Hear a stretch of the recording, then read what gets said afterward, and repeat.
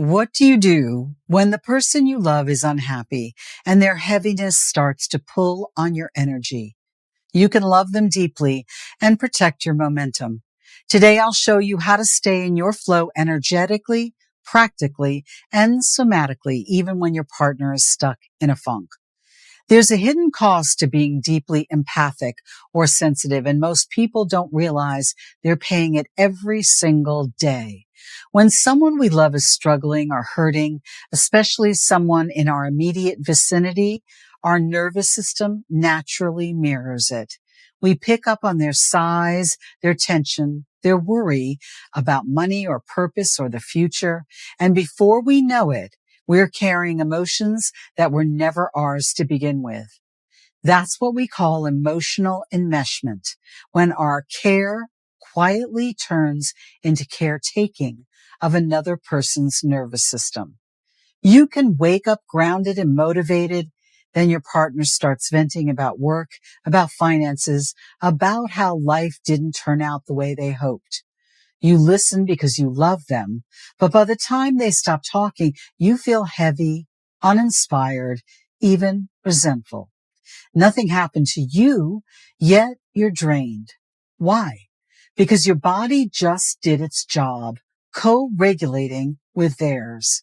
It tried to balance the emotional field by absorbing what they couldn't hold. That instinct comes from kindness and from bonding, even from evolution. But if you don't know how to release what isn't yours, you start living inside someone else's weather system. And the thing is, you can't build a new reality from inside someone else's storm. When your creative energy keeps being redirected towards soothing or fixing, your own momentum stalls.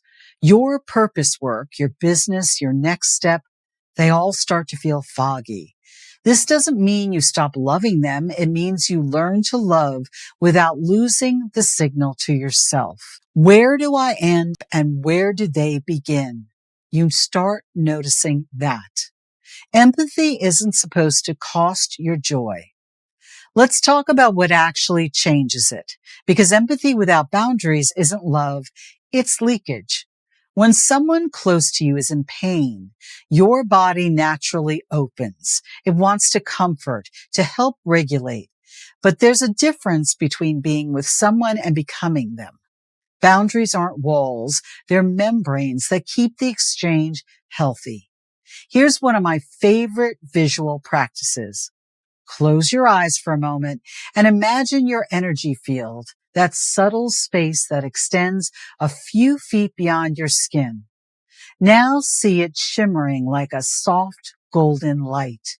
It's porous enough for love to move through, but dense enough that heaviness can't stick.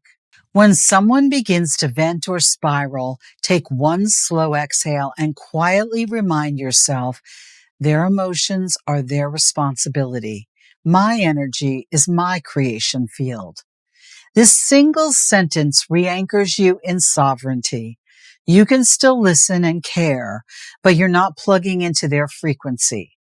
Sometimes I add a second image, earth composting. When I sense their heaviness sliding toward me, I imagine it dripping straight down into the soil where the earth knows exactly how to recycle it into neutral energy.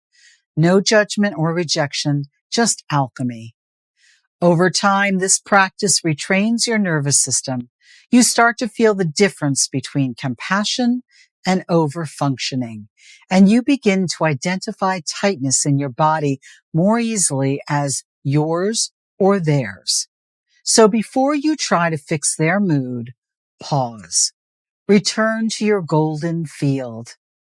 Exhale the story that isn't yours, and then from that place of clear energy, choose how you want to respond. When you offer love from your own depletion, you only repeat the pattern. When someone you love feels stuck, it's easy to start believing that their heaviness cancels out your momentum. But it doesn't. Your forward motion just needs its own lane. Think of it this way. You're both walking in the same direction, just on parallel paths. They may be moving more slowly, pausing more often, and looking back. You can still love them from your lane, wave across the grass, send a smile, but keep walking. What makes this tricky is that many of us equate love with joining people in their suffering, and they may think that too. We think if I keep moving while they're struggling, I'm abandoning them. But true love and empathy don't mean stepping into the mud. Rather, they mean holding a steady light so they can find their way out. One of the simplest ways to protect that balance is by containing conversations. When they start spiraling about money or how unfair life feels, pause and say with calmness, I hear that you're hurting, and I want to listen when I have more space to be present. I want to come back to this later. You're not dismissing them, you're refusing to enter a story that drains both of you. This boundary keeps your nervous system from absorbing their chaos and trains theirs to find regulation elsewhere. Another way to shift the energy is by creating tiny shared wins. It could be planning a small local adventure or choosing a new recipe. Micro forward motion dissolves stagnation. When people see evidence of life happening again, they reconnect to possibility. And while you're holding space for their process, keep celebrating your own. You can mark your own progress quietly, journaling a list of wins, voice noting your ideas, and acknowledging things that no one else sees. That's how you train your mind to notice expansion, even in an environment of limitation. When you honor your own forward path, you create stability that invites the other person to rise. When emotions start circling the room, yours, theirs, or both, the fastest way to stay free is to let your body lead.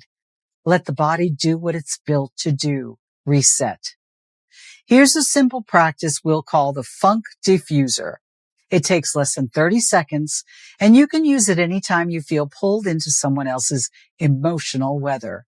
Start by noticing what's happening inside you in that moment. Don't analyze it, just notice. Now take one deep breath in through your nose and exhale through your mouth with sound. Let this carry out what isn't yours. Feel the vibration move through your chest. Then rub your sternum right in the center of your chest with small, slow circles. Then whisper softly, return to center. Let those words be a command and a comfort. Return to center. Now bring your awareness down to your feet. Press them into the ground. Really feel the support beneath you. Let your ribs expand, creating just a little more space inside your body. That's it. You've told your nervous system we're back in our own lane. From here, pick one small, tangible action that belongs to you. Send an email, make a note, sip water, stretch. Something that reconnects you to your own life force. We do this because action from presence rewires the story of powerlessness faster than any pep talk. Don't battle someone else's mood. Just stay free without disconnecting. You're not betraying anyone by being well. You're modeling what well looks like. When you allow yourself to thrive, you become living evidence that healing is possible. You're showing your nervous system and theirs that regulation and joy are contagious too. So don't view your calm as indifference. It's simply permission for the people around you to rise up. Because someone has to hold the vibration of what's next, and that someone might be you. You can love a partner, a friend, a family member deeply and still choose to stay anchored in expansion. And when you stay rooted in your body, in that soft, steady hum of your own life, you naturally lift the field around you. So if that guilt creeps in, place a hand over your heart and remind yourself, my peace serves everyone. You're not abandoning the people you love by moving forward. You're lighting a path home for them. Let your body register what it feels like to stand in compassion and sovereignty at the same time. So take a deep breath in and out. You're practicing one of the hardest things to do, staying centered while someone you love is hurting. But that's emotional maturity. Life doesn't wait for everyone around us to heal at the same pace. But when you stay in your body and you keep returning to center, you become the steady heartbeat in the middle of the storm. You don't need everyone to be happy. They have their own pace and lessons, and you don't need to dim your light to prove you care. If you'd like more simple body-led resets like this, you can explore them at Journeys with My Body or find the somatic mini guides linked below. And if this message resonated, take a moment to like, subscribe, or share it with someone who might need that reminder. They're not alone, and neither are you. Return to center and keep walking your own path with love and with light.